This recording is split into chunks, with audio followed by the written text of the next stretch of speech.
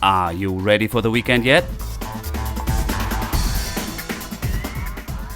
We have events, news, and a guest for you to enjoy this Lake Life weekend.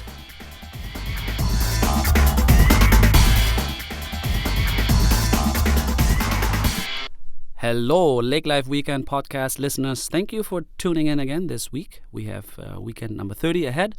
I'm Dirk, I'm your host, and my apologies, we are a little late this week with our publication. I'm waiting for our guest, Mike Brown, to come, and we will speak today about hunting land, preserving forests, working on trails, and preparing for this upcoming hunting season. So I thought that would be a really good episode. So before we come to our guest, I would like to give you some news updates from this week and also highlight upcoming events this weekend ahead. News. We picked up an information about the Lakes Area Archers Club in Ørdal. There's an article from the Fergus Falls Journal that you find on our website, lakelifeweekend.com, and they will have an open house. So if you want to try out as a family, if archery is something for you, not only as a sport, but also you can use it for hunting and improve your skills, go to the article and find more information on the Lakes Area Archers Club in Ørdal. Elbow Lake's hidden gem. Have you ever heard of Tipsina Mounds Golf Course? In 1982, this golf course was built to provide exceptional service to all golf enthusiasts of all ages and levels. Tipsina Mounds is an 18-hole golf course and includes a driving range. Memberships are available or become a part of a league that meets once a week. Also in the Fergus Falls Journal, there's more information. We have a link to the article. And the website is tipsinagolf.com for the golf club. You'll get a link here on our website, lakelifeweekend.com as well. And I received an email last week from Dan, and he was emailing me about a photo contest. We have a photo contest, picture contest going on our Facebook page as well, but there is a even bigger one in Otter County, and it's called Most Beautiful Otter Sunsets. You will find a Facebook page as well, and if you go to the Otter Country Facebook page, Otter Lakes Country Facebook page, pardon me, you can still submit a picture till this Monday, July 31st, and then the whole month of August, you can vote on the 5 finalists for Best Picture. I'm just stunned. I met Dan yesterday, and he told me about the great success. I'm an art enthusiast, as people know, and I used to be an art dealer, in fact, in Germany, and photography is just a passion of mine, personal passion. They had over 1,200 submissions for their contest, and I was just stunned, and I think it's a great thing. It's going to be an annual Best Picture of Most Beautiful Ottertail Sunset. So please check that out. Fascinating, and give your vote for the Best Picture as well. And we have the Fairhill Inn and Suites in Detroit Lakes now open. It seems as though it has been a long time coming, but the new Fairhill Inn and Suites by Marriott in Detroit Lakes is now open. The hotel is a 4-story tall building with a total of 69 hotel rooms, with the 4th floor being a condo floor. The Hub 41 is a restaurant and bar next door in a separate building, kitty corner from the pavilion. And if you haven't tried that out, I've been on that deck a couple times, and it's a beautiful view over the little harbor there, marina, and over Big Detroit. Walking through the doors of the hotel, guests are welcomed with a modern, bright design with unique features. Extra amenities include an indoor pool, exercise room, laundry service, and Wi-Fi. More details also on our website, lakelifeweekend.com, and I'm sure you want to check that out. Coming to visit Detroit Lakes sometime here. This weekend's events. In Detroit Lakes, the Becker County Fair still going until Saturday. Annual fair is at Rossman Avenue. Grandstand events include the Miss Becker County Fair pageant on Thursday, which was yesterday, and a demo derby on Friday and Saturday. all schedule is on the Becker County Fair website. You find a link on lakelifeweekend.com if you want to check that out. Frazee Turkey Days also this weekend started today and will go through Sunday. Today also the Castaways Island music on the patio in Detroit Lakes on the Holiday Inn from 5 till 8. Also tonight at the Holmes Theater, The Shadows, 7:30 till 9. Today, Friday the 29th. Tomorrow we have Lake Park Fireman's Street Dance. It's a busy day ahead, and there's a softball tournament, citywide rummage sale, and the Lake Park Fireman's Street Dance to end the night. Tomorrow as well, Tyler Shipman Memorial Car Show, 10 a.m. through 3 p.m. in downtown Frazee.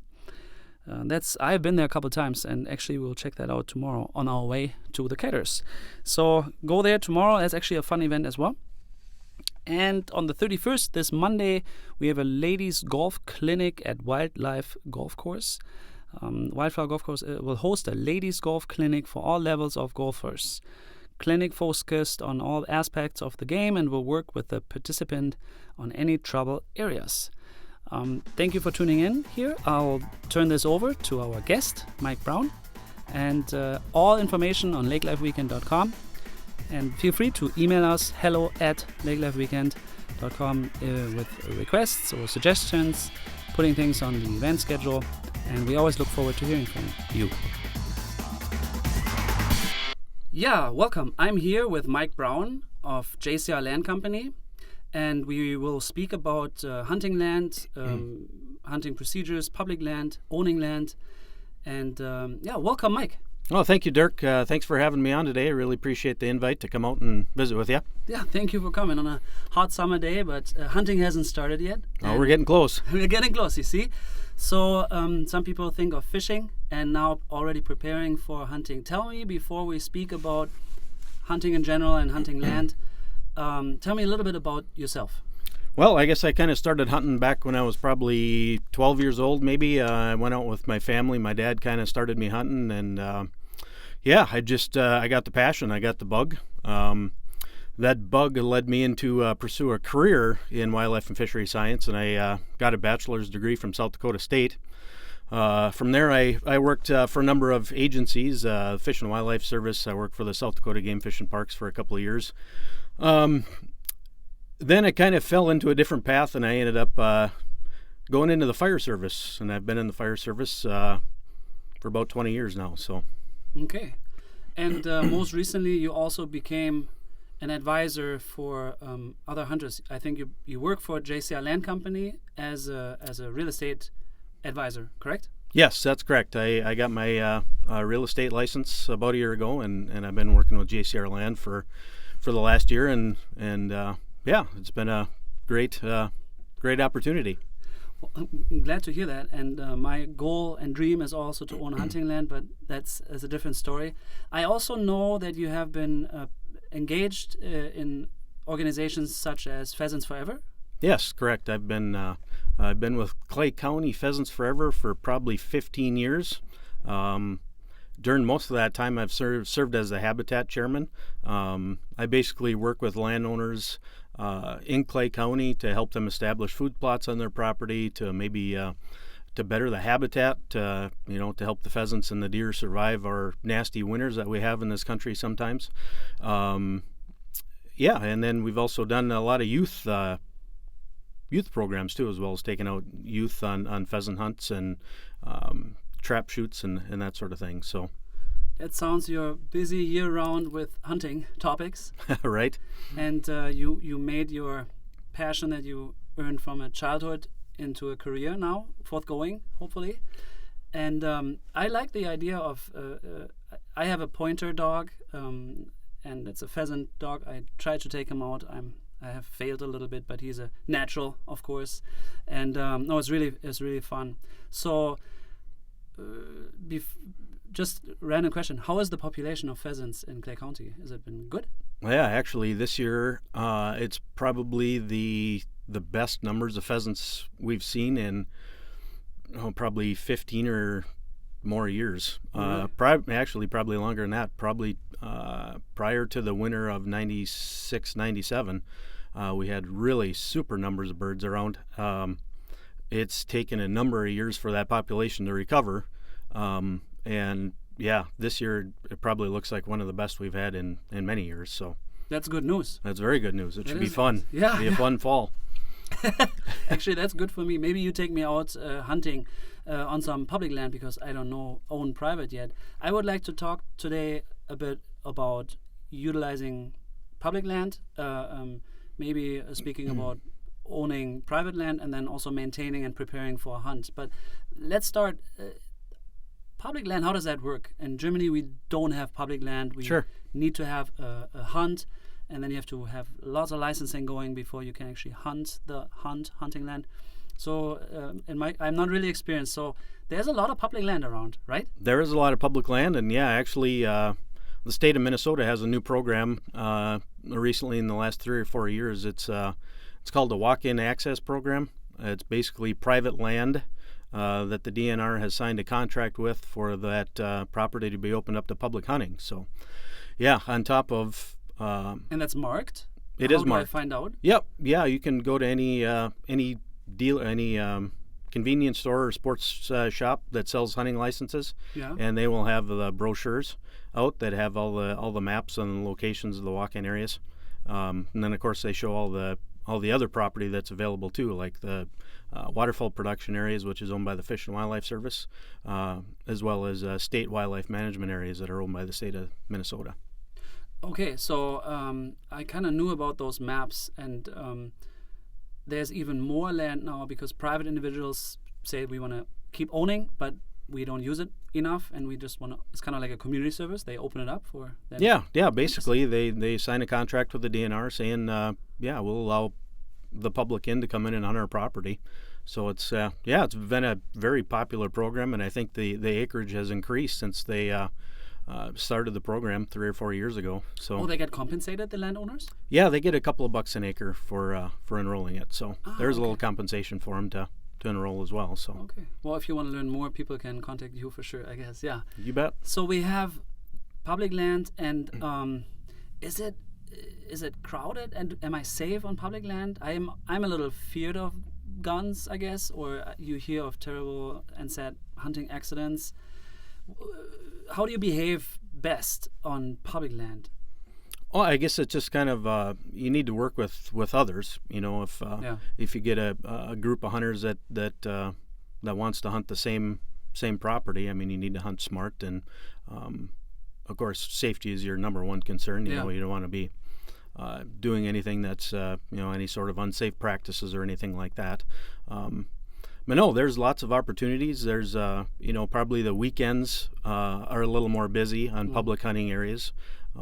Most people work Monday through Friday, and then they're out hunting on the weekends, and they tend to be a little more crowded. So if a guy has an opportunity to get out and hunt during the week, a lot of times you can find those public hunting areas to be wide open, and you'll have them all to yourself. So just briefly, and maybe I'm just the only uneducated here, and most people know all those answers, but just like a top 3 best practices. If I want to go with little experience, park my car, and I see there's 7 cars parked, or 3, or 1 other, and I don't see the hunter, and I'm constantly concerned to, like, what is the 101 to behave being already in it? I guess orange. Give us a little bit of best practice. Yep. I mean, if you're out, especially pheasant hunting or deer hunting, you need to wear some sort of blaze orange, whether it be a cap or vest or a gloves. There needs to be a minimum amount of blaze orange that a person needs to wear while you're out in the field. So that's a safety practice. Of course, if there's a number of vehicles parked at a particular spot, like in Clay County, for example, there are numerous tracts of public land.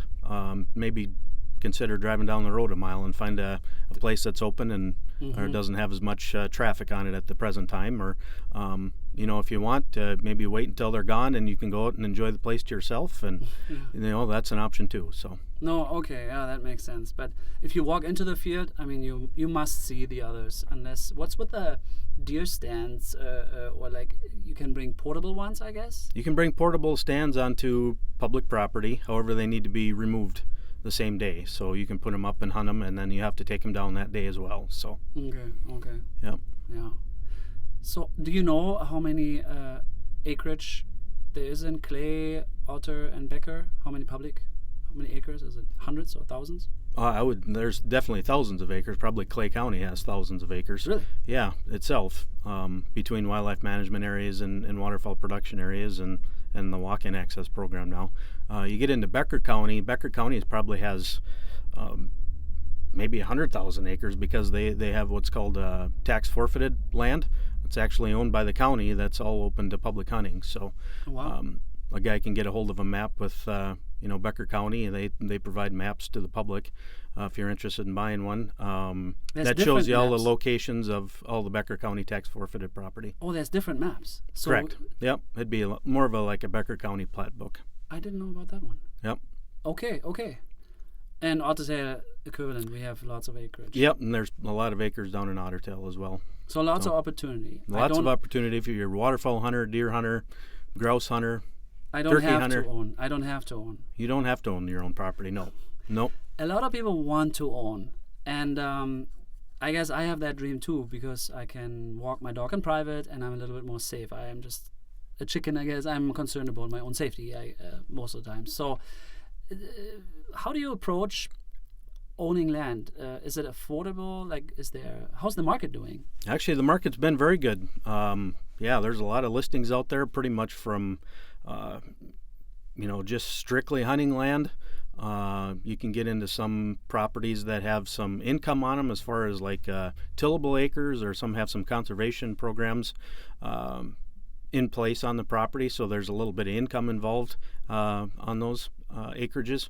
So there's really a lot of opportunity, and really you don't need a whole lot of acres to have a successful hunt. I started that 20, 30, 40? Yeah, I mean, a guy can, in the right place, the right property, heck, you can have a successful hunt on 5 or 10 acres. I guess I was fortunate. I have dreamed, probably like many hunters do, of owning my own property for a number of years, and luckily I have a great wife that is supportive of that. And we made that dream come true about 10, 12 years ago. We invested in a small piece of property in Clay County, and just had some fantastic hunts in there. We enjoyed it. We put in food plots. We built deer stands. It was a great little piece. And then I started out with 36 acres. Okay. And off that property, the number of years, I've shot 4 or 5 bucks that I got hanging on my wall off that little 35 or 36 acre property. So it is affordable. If a guy can afford a car payment, you can afford a piece of property, piece of land. So.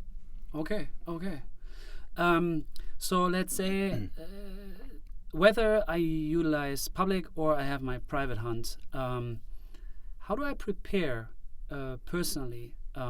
Shape, or I guess practice, target shooting. So what is about time? Are the clubs busy with target shooting? Oh yeah, all the gun ranges I think in the area are probably getting pretty busy at this time. There's a lot of guys that are getting ready for season. Our archery season opens here about the middle of September, so we're about maybe 6 weeks or so away from our archery season. So there's a lot of diehard bow hunters out there that are, have been diligently practicing all summer and getting ready for opening day. But with that, I mean, there's if a guy owns your own property, it really becomes a year-round sport. In the wintertime, a guy can go out and do some shed hunting on the property, or later on in the spring, you might have the opportunity to hunt turkeys on the area, and then the summertime, you get rolling around and getting trail cameras put up and getting tree stands ready to go and getting food plots put in. And then next thing you know, you're sitting in a stand waiting for the big one to come by.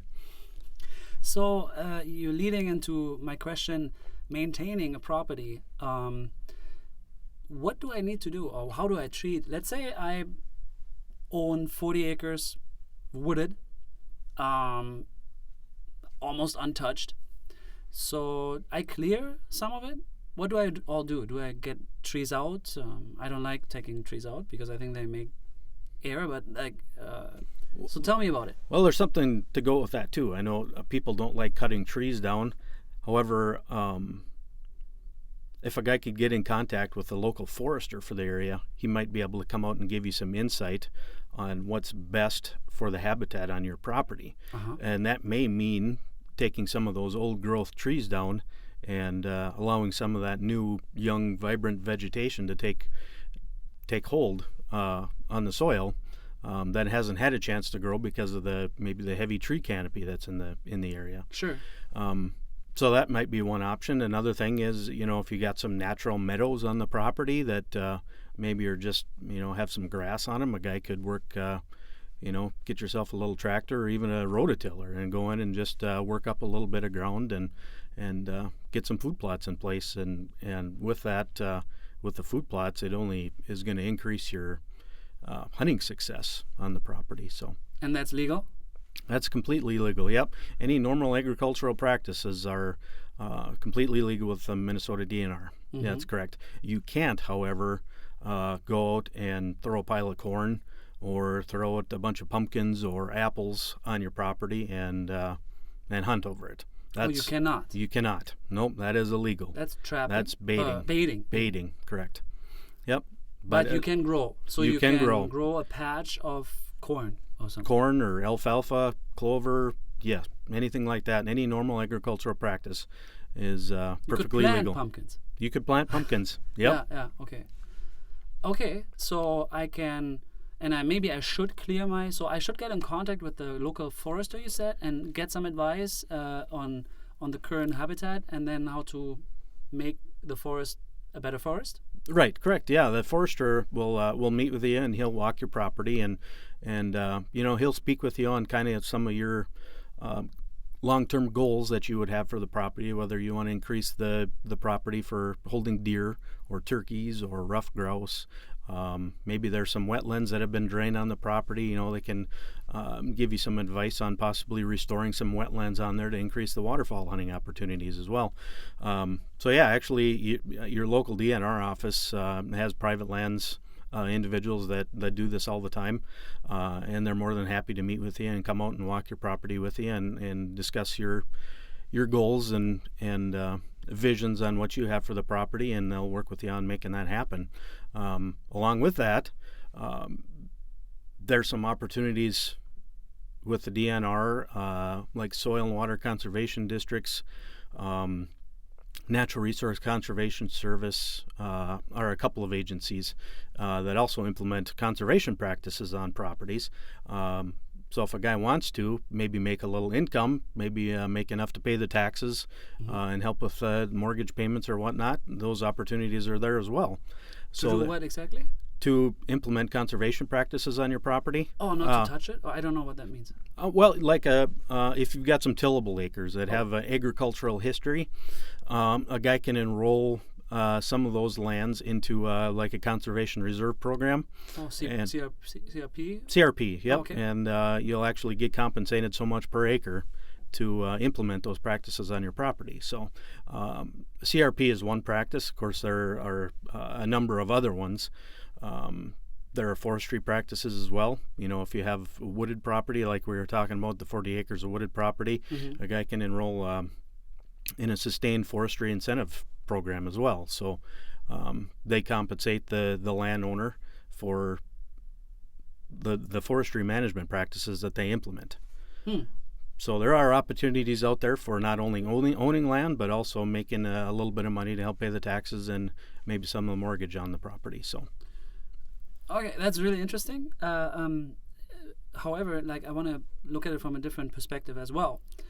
Coming from Germany, you may have noticed, people know. Forester, the term, so is he a state-employed forester? Yes, correct. Yep, there are both we have state. The same. Yep, there are state and private foresters in the state. So let's just say we have a forester and tax paid, so that's good. So we can ensure Minnesota is extremely similar to actually German practices. I learn this every day again. So we have a forester available. He's actually in our best interest protecting the future of our nature. So, and then there's a number of programs, and the goal, I suppose, is to bring Minnesota forward to maintain, not just to have an income for me to pay my taxes, but so we are very cautious about the quality and the future of our land. Yeah. Right. Yeah, and I think that's most hunters are probably in the same boat as I am. I believe in conservation. I think we need conservation, and there needs to be a balance of conservation and agriculture. With that, it only is going to benefit the wildlife that are on the property, game and non-game species of wildlife as well. So, it's probably the best thing for the property is to have some sort of a conservation practice in place, whether it be some sort of forestry program or a conservation reserve program. So I learned a lot. So we have many acres available for free, just Correct. buying a license. Yep. And then we have opportunity to actually affordable probably buy a small land piece to have my own hunt. And then what I learned, we have a lot of interest of the state to assist us with preserving and actually bringing our property for the future of. There's a lot. So people can reach you and inquire about information and learning more if they're interested. Oh, absolutely. You bet. They can certainly contact me. They can check out our website is www.jcrland.com. Yeah. It's got information on myself and my partner, Mike Summers. And of course, it's got some listings on there as well. If you're ever interested in going out and looking for a little bit of hunting property, not only is it fun to own land, it's also a good investment and a solid investment. Land prices have continued to increase, and they're just not making it anymore. Oh, speaking of that, I don't know if we have average, but what does an acre cost me? It really varies. Depending on what the acreage consists of and its location, Okay. It really varies. I would say probably the average, and I'm just going to kind of shoot a range for the average in our area is probably $1,500 to $2,500 an acre. That's an average. 25 sounds high end though. That sounds high. That's high end. Yep. And 1,500 is kind of in the middle. 1,500 is, probably on the lower end. I would say that's probably the lower end of average. And if you see something for 1,200, then it's like a lot of swamp, or it could have some lowland on it. It really depends on, maybe it's in a location that maybe is not doesn't have a history of really good hunting in the area, or there's a number of variables that go with that. But okay, I do the math here real quick. So 30 acres, let's say at 2,000, so we're talking 60,000. So there is land between $50,000 and $80,000 available, yeah? Oh yeah. There's a lot of parcels that are available, and a lot of those parcels are, probably have a good mix of habitat, good range. Some might have some low ground on them. Some might be forested. Some might have some tillable acres. So there's a lot of different properties available right now, and a lot of opportunities. Okay. If the guy's interested. Yeah. Well, anything else you want to add? You mentioned kids program. You want to invite somebody? What's Pheasants Forever? Pheasants Forever is a private conservation organization. It's actually based out of Minnesota. We basically we all are pheasant hunters, diehard pheasant hunters, and we all believe in conservation. Okay. And with conservation comes pheasants. It's a great organization. A lot of local chapters in the area here. Of course, I'm with Clay County. One thing I like about Pheasants Forever is the money we raise through our fundraising, whether it be our banquet or raffles or anything like that. Our committee in Clay County gets to delegate where the majority of that money is spent. Just for example, since I've been involved in the chapter, I think we've acquired probably 3,000 to 4,000 acres in Clay County that's going to be all open to public hunting.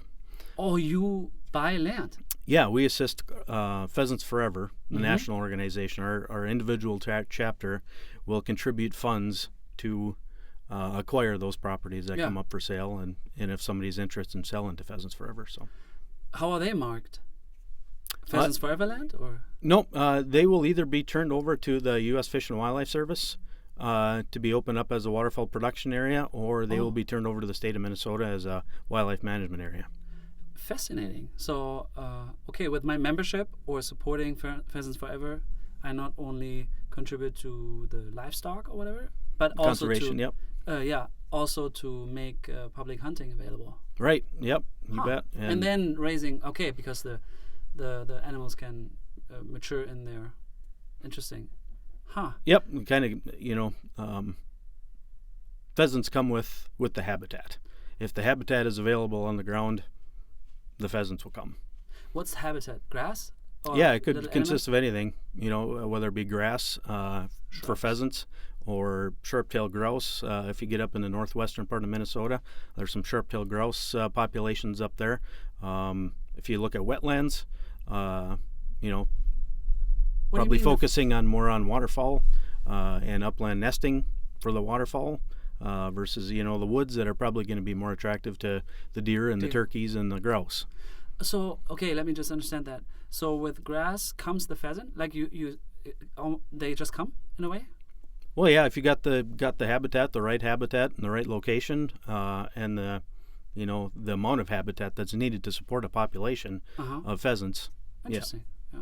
Okay.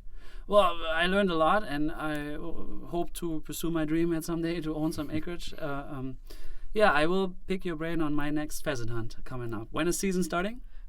Season, I'm not sure on the exact date. October? It's usually about the middle of October. Middle of October. And the next one coming up is middle of September? Our first one will be archery season. Archery season for deer opens. Well, actually, I take that back. There's a bear hunt that starts the 1st of September. And then archery season for deer opens middle of September, as well as ruffed grouse. Oh, that's really coming up. That's like 4 weeks, 6 weeks. A few weeks away. Wow, okay. Yep. Well, thanks again for coming in. And to find out more about JCR Land Company or get in contact with Mike Brown and Mike Summers, jcrland.com is the website, I think. Yep, and, correct.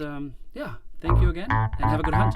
Sounds great. Thanks, Dirk. Appreciate it. Look forward to hunting with you. Yeah, thank you. Bye. Yeah, this was already our newest episode of the Lake Life Weekend podcast. We sure hope you enjoyed it. Tune in again next week with another great guest and updates. Always check out our website, lakelifeweekend.com, and if you have some comments, please feel free to email us at hello@lakelifeweekend.com, and you have a wonderful weekend ahead.